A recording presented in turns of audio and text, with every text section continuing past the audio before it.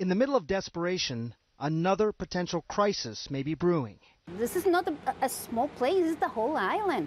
And the problem with the diesel and the gasoline, we are trying to work with these people. We are trying to still providing services to these people. Dr. Maria Rodriguez has worked at this community health clinic for 24 years. It's one of 70 such places all across the island which serve as the front line for preventive health care. Everything from broken bones to counseling to pharmacy services for many Puerto Ricans. But as fuel dwindles, so will care. In a way that if we continue to provide these services in this area, we stop that the patients go to the hospital that is already overcrowded. They have been told that they have just 6 hours of fuel left. And at that point, without any help, they will have to close their doors. What else we can do?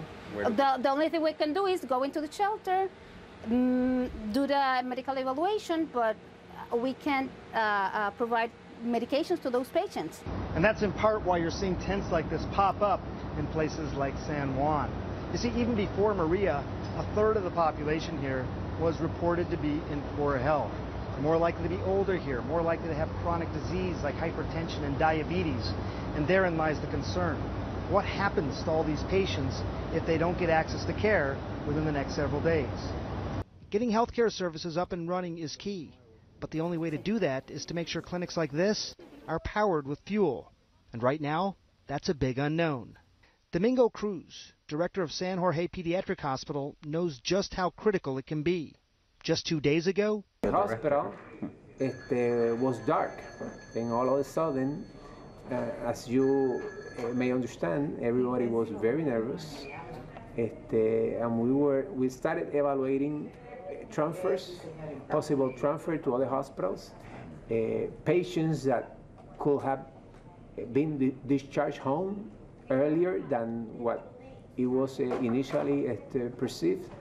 They were running low on fuel, just 2 days worth, and a dozen children on ventilators. We were ready to evacuate the entire hospital if we didn't get power somehow early afternoon. A neighboring hospital brought 1,200 gallons of fuel. And then yesterday, a U.S. Army tank provided 3 more days worth to keep this generator going. It was a close call, and we thank God that it worked out. It's been trying professionally as well as personally. In the midst of the storm, his mother passed away. Very hurt the day of the storm. The day after the storm, I showed up. We need to be open. There are people looking for us.